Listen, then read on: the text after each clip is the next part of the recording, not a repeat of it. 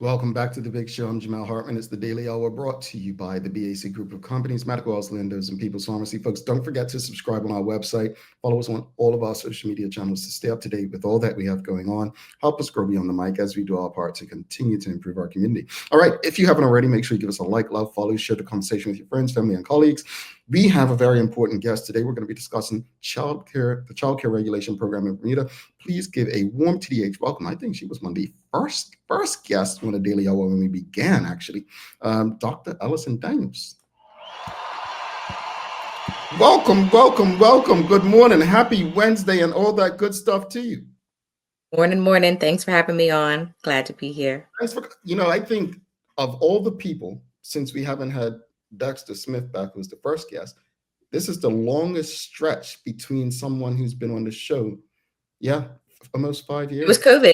I was here for COVID. Yeah. And I must say, I mean, I guess, you didn't like me that much. You said, I'm not going back on that show all these years, but no, we're happy to have you back. Thank you. Of course not.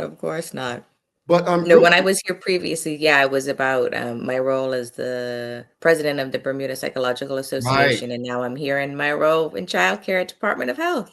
We are happy to have you. And before we get into any of that, we just got shamed with Teo Dill and his weird taste buds. But have you had Girl Scout cookies before? I have had them. I don't have a favorite. I'll eat them if somebody has them, but I don't actively search them out like it appears you do. Okay. All right. So good luck to you. I'm gonna bring you some Thin Mints. Anyway, as we jump into the conversation, this is a very important topic. You see things written about it so much, people with concerns. You've seen reports in the news. Tell the audience a bit about your background, what it is that you do, though. Sure. So I am a clinical psychologist by trade, but I'm here at the Department of Health and the Childcare Regulations Program as the program manager. So our function and our role is to regulate daycare centers and daycare providers. So what we found is a lot of misinformation out there. So just for the basics, when we're talking about our daycare providers, it's usually those that are in their home that can care up to a max of 3 children. And then when we're talking about our daycare centers, those are other larger facilities that can go 4+ and have a larger class size. So, we go through the small facilities to the larger ones, and there's Children's Act that we're guided by, the daycare regulations and the daycare standards that really guide the practices and policies that are required by law, and then those that are best practice. So we are here to ensure the health and safety and the quality of childcare for anybody on island. Okay. With that said, why is what you all do necessary? Like, is it, again, I've seen some things on social media and certain groups and the like, but explain why it's necessary. Is there a greater chance of someone not being in compliance, or are there issues that we're facing, or is it just, being a step ahead of what may come? It's so multifaceted. So at the crux of it, when you drop your child off with whatever childcare provider you select, you want to know that when you come back to collect them, that not only are they going to be safe, that during the day that they get an enriching environment, because at the end of the day, our young children become our workforce. So we want to make sure that we have individuals that are emotionally prepared for their future, as well as becoming contributing members of society. So in order for that to be the case, we then ensure that the laws are in place. And many times, again, we've seen that people are not versed on the Children's Act. And so it seems to be common sense in some respects, but I say this all the time, common sense appears to no longer be common. But we have had, worldwide and in Bermuda, children harmed and children have died in these settings. So we are here to keep everybody abreast of what is required by law, what follows best practice standards, so that our children are safe on a daily basis, and so that there is the laws are really the minimum requirement by law. Mhm. It's the minimum standard. We are just asking you to do what is basic to ensure health and safety and enriching environments on an ongoing basis. And then, like I said, there's best practice standards where you have the option to go above and beyond. And we can talk about the stars inspection, which we'll go into a little bit more about that. That's the reason why we're here. Yeah, but in you saying that, I mean, what does, because I didn't even think, obviously it makes sense for daycares to be regulated and the like, but how does someone know like whether or not a daycare is registered or with a license? Like how do they, if Where they would you, don't, yeah. yeah, like what do they do? So we have a website. Um, Knowledge is power. So we have a website, a government website, where every month we put a list of all daycare providers. Like I said, those that are usually in their home with a max of 3 children. And I just want to put this out there just before I answer your question. There seems to be a lot of myths about that. So we've had well-intentioned people that are caring for children in their home that think, oh, well, I'm fine until 3. Once I go over 3, then I have to be registered. That's not the case.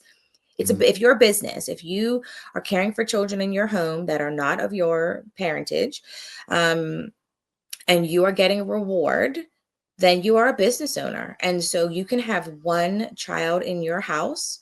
You have to be registered with the Childcare Regulations Program. So we Mhm. have a list of all the registered providers on island. So if you, as a parent, grandparent, godparent, are wanting to find out, go to our website, look up the address. We have it broken down by address and star rating so that you can see whether the person that you're taking your child to every day is registered. The Mhm. same with the daycare centers. So you can find by parish who is out there for daycare centers, and then you can ask them. Our intention is not to get people in trouble, because we do know that if people don't know the information, that they may be operating under a false assumption. But if you yourself are unregistered with us, you just need to call us. We Mhm. will walk you through the process of how to get registered, and it's a very easy process. We have a great group of ladies that will support you, give you the tools necessary to quickly and easily get registered. There are some vetting requirements because, again, these are our precious cargo. We Mhm. need to make sure that that are watching our children are fully vetted, so that, again, you have that safety when you're dropping your kids off, Mhm. that they are going to be enriched and safe. All right. Audience, if you have any questions or comments for Dr. Daniels, send them through. I just wanted to go back to, because I was a bit, I know you said it, but I forget what you said. So Okay. in reference to, if someone had their own child or their grandchild, right? That child is included in the 3, correct? Correct. Yeah, it's a max of 3. So let's say I wanted to be a daycare provider, and I was caring for my grandbaby, and then I decided to take on more children. Your grandchild is included in those in the ratio. And the Mm. reason for that, it's health and safety. Mhm. And many times I get the comment, well, I can manage, back in the day, I was able to have this amount. I Mhm. can manage that. But what I need people to realize, imagine if you're an apartment, even a house, and a fire breaks out. You Mm. have to pick up every one of those children and get them outside. Mm. And it is a best practice standard for Mhm. there to be 1 adult to 3 children. Mhm. For that exact reason, anything can happen. Somebody can be harmed, a fire can break out. Even in terms of transporting young children outside to go and play, Mhm. there's a limitation. And so we do this not to be punitive, but it's really about the safety of the children that you're caring for. So yeah, if you have again, grandniece, a grandchild, a Mhm. cousin, they are included in your ratio. So 3 is 3 is 3. And it makes sense. It makes sense. Audience, again, if you have any questions or comments, send them through. Manuela John's asking, does your department receive/investigate complaints from parents and guardians? Yes, we do. So we are able to receive complaints from any member of the public. So it could be you as a parent, it could be the godparent that drops the child off, it could even be a staff member at the facility that you are working at. So, we have seen some posts of late, and we are mindful of that. And we ask parents that when they're posting to contact us so we can get all of the information and we can do a formal investigation. We work very closely with the Department of Child and Family Services and the Bermuda Police Service to determine sort of which agency needs to take the lead in regards to the nature of the complaint. But that's what we're here for. One of our roles is to investigate complaints and ensure compliance with the law, but the safety of the children, it's paramount to what we do on a daily basis. Okay. Audience, I just want to know from the audience, how many of you are familiar with the child care regulation program? I want to know from the audience, because a lot of times it's the first time they've heard of certain things, and it's like ADS or something like that. That department, like, people didn't know they existed. So I think it's important to know that programs like this exist, because my next question is, we see people, something happens and they run to one of these lists, or they go on the internet or whatever. What is the best route when, like, if I were to find out, or someone wants to find out, the place where they were taking a child may not be in compliance, what would you recommend? I mean, the internet's probably not the way to Yes. go, right? Yeah. I mean, again, I'm on the list. I see it myself, and I always see, well, did you go to the person first before you posted? So, I mean, everybody has their right to go to the vehicle that they choose, but our telephone number is 278-4936. So you can call us and share the information. You can send us an email at childcare@gov.bm. So these are the vehicles that you can make contact with us so that we can find out exactly what's going on and do a thorough investigation. We have the website, but you're right, Jamel. A lot of people do not even know that we exist. When we've gone to job fairs or career fairs, there's like a blank stare. Oh, I never knew this existed. I wish I had known when I had a child this many years ago. So we are trying to get our name out there so that the public can be aware of who we are, what we do, and the importance of childcare. I think you had referenced about, the child to staff ratios. We have a document on the website at any point in time. I mean, again, if you're in the middle of the night and you're not sure, go on the website. There's a lot of content, but it does talk about the ratio based on ages. Um, it lets you know how you can register. All of our documents are online. It's got access to the Children's Act, the regulations, the daycare standards. If your child is in a reputable facility, they'll have a license. So daycare providers, like I said, is a max of 3, and it'll list the amount of children that they are registered to have, as is the center. So what we tried to do is to make information be accessible to parents. So another thing that we put into place is, in addition to, the particulars of who runs the business, it lists all the classes, the amount of children that should be in each class, and the ratio. So let's say you show up to your center this morning and you're like, is my child in ratio? Is my child's class in ratio? Look on the license. It has the name of the center's class. It has the max amount of children that should be in there, and how many adults to how many children should be in each class. And if that's not the case, have a conversation with your owner operator. Have a conversation with the person in charge. If you don't think that you're getting the answers that you want, go to our website and check it, or give us a call and we'll be able to assist wherever we can. Oh, this is a helpful conversation. We did ask the audience how many of them are aware. So Zena Trott says, I'm aware. Sean Smith says, I am. Amanda says, I am familiar. My mother is a home daycare provider. Well, we have WKD Lama says, I thought it applied only to businesses. And then Nicole Walker said, first time hearing about this program. Suzanne Ingham said, I heard of it, but not the breakdown. And then Karen Simmons didn't remember about them. Well, you have some things coming up where this may help people who didn't know it existed, or for people who maybe forgot, right? Yeah. So again, trying to get our information out there. We are under the Department of Health, like I said. And so one of the things that we will be doing in the coming weeks is we will be having a Healthy Child Expo, which will be Sunday, April 6th from 2 to 5 p.m. at Victoria Park. It's a free event for parents to bring out parents to bring their children to. So, every year the Department of Health celebrates Public Health Week, and this year it sort of aligns with the Week of the Young Child. And so this year's theme is Global Action for Universal Health. So it's a way for you to learn about ways to foster awareness and action on living healthy lifestyles, which provides the foundation for all future learning, behavior, and health.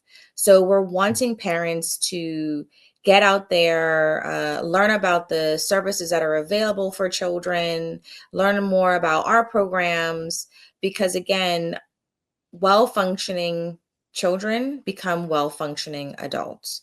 And so we really want to put emphasis on coming out there and learning about our program, how we assist, the benefits of quality childcare, and the benefits of a healthy lifestyle from birth. Because again, the foundation that we set as children helps with future success later in life. And if you are, loving to eat your vegetables as a child, the likelihood of you continuing to eat those vegetables as an adult continues.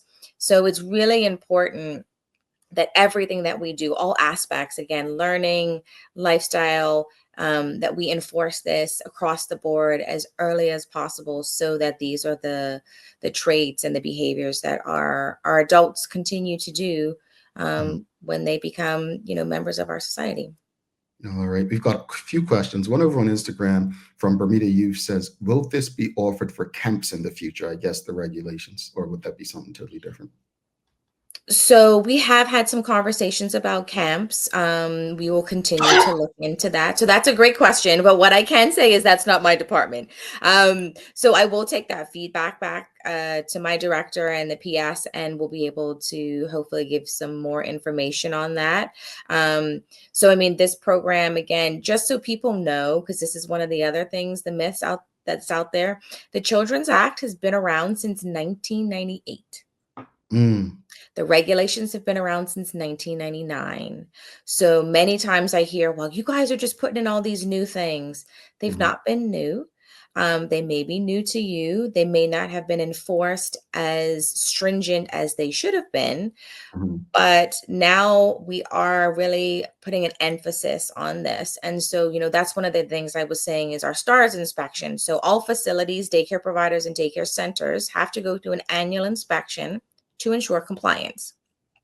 And one of the things that we've done is a star system, similar to a hotel, 5-star hotels or ABCs for restaurants. mhm, So in addition to the list that shows you that you're registered, you can then find out the star rating of the facility or the provider that you've picked. This is not the be all and end all, because again, I know some people that will eat at a D classified restaurant, which I will not, but that's their choice. And they love the food. So if you have, the purpose of the list is just information. Information is power. mhm, See what the star rating is, see where they shined, mhm, see the areas that maybe they struggled, and have a conversation. Have a conversation with your classroom teacher, have a conversation with the owner operator. I see you had some issues with your outdoor play space. What's going on with that? mhm, You know, Maybe it's something that was situational and it's been addressed, and they can explain to you exactly what's going on and you feel comfortable. mhm, Maybe they aren't. Maybe that's where you should have some more dialogues. But we put all of this information on our website, even for our first time parents. We have a guide with questions that you should ask when going to select a childcare placement. And we also have just lost my train of thought. mhm. We just have tons of resource available for parents at any time. Okay. We've got a question from Alicia Hollis asking, will the information about the expo go out to the registered daycare centers to send out to our parents? Yes, so I will say that the health promotion does an amazing job getting all of the information out to the public at large. And so my program will be able to send this out to the daycare centers and the daycare providers so that the parents are aware of it. I'm sort of getting ahead of the game here, but health promotions will be sending out all that information so the public is fully versed on what's going on. So yes, and that's a great question, and we will be doing that. Alrighty. Charles H. Jeffs II asking, does a grandparent caring for a grandchild required, are they required to be registered? Great question. And I think it goes back to somebody else's comment about do they have to be a business? So if you are a grandparent caring for your grandchild, you do not be registered. You do not, sorry, have to be registered with us. But it's correct. Once you start to become a business, when you are getting it, when you are getting reward, and we don't always say payment because payment can come in many forms. But if you are getting a reward, this person is in your house, then you're essentially running a business. And so if that is the case, whether it's one child up to three children, including your own grandchildren, you have to be registered with the Department of Health. And the things that we're looking for: are you SCAR trained? Is your CPR and first aid up to date? We vet you through Department of Child and Family Services. We can vet through the police department or the courts. We want to make sure that your medical is up to date. Again, you're with these children on a daily basis. If you're caring for children in your home, we need to also vet your family members because they can be engaging with the children on an ongoing basis. So everything that we're doing is to ensure the safety of your children on a daily basis. Indeed. Just remind people before you head out how they can get in touch with you if they have any, concerns, questions going forward. Yes. So again, our telephone number 278-4936, or you can email us at childcare@gov.bm. We have our website available. If you just put in Childcare Regulations Bermuda, it'll come up to the government website where there's tons of knowledge, information, resources. Anything that you're unsure of should be on the website. But if you're not, call us 278-4936 or email us at childcare@gov.bm. All right. This has been a very helpful conversation. Thank you for this information. April 6th, right? Victoria Yes, Park. April 6th, Victoria Park, 2 to 5. It's a Sunday afternoon, so you can come out, enjoy the vendors, get some information, expend some of that energy that the children have so that you can get them ready for school on Monday morning. All right, Dr. Alison Daniels, thank you so much for stopping by this morning. And April 6th, folks, I hope she can tell us that she saw you all there. Have a wonderful day. Yes, enjoy the rest of it. Thanks again, everyone. All right, Dr. Alison Daniels, if you appreciated the conversation, you know what to do. Give us a thumbs up, a love, a like. Make sure you share it with your friends, your family, your colleagues. We're going to take our final break. We'll be back in 1 minute, 20 seconds to wrap it up and give you a little daily play. It's music today. Don't go anywhere.